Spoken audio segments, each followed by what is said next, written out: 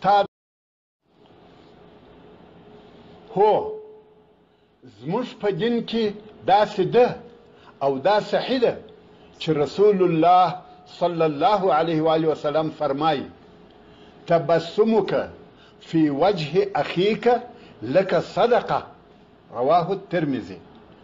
یعنی ستا ورور ته ستا تبسم کول ستا د پاره صدقه او خیرات شمیرل کیږي. نو د دغه لارښوونې او ارشاد مطابق موږ باید د هر چا سره په خندا او رین تندي مخامخ سو. مګر نن ورځ موږ په عجبه حالاتو کې یو.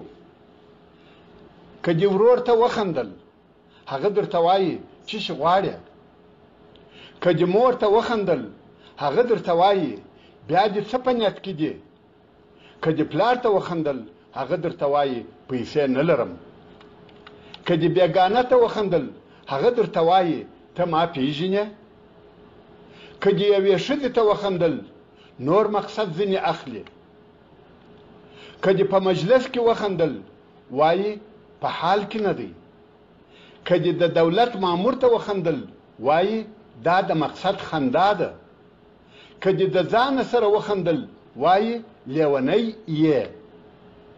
که دې حکومت ته وخندل وایي تر شا دې یو مصیبت پروت دی.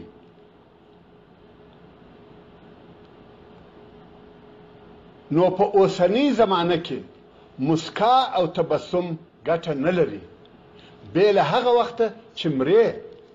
او که د مرګ په وخت کې مسکی وې هغه وخت نو بیا خلق وایي ماشاء الله تبسم کوونکی او په خندا سره مړ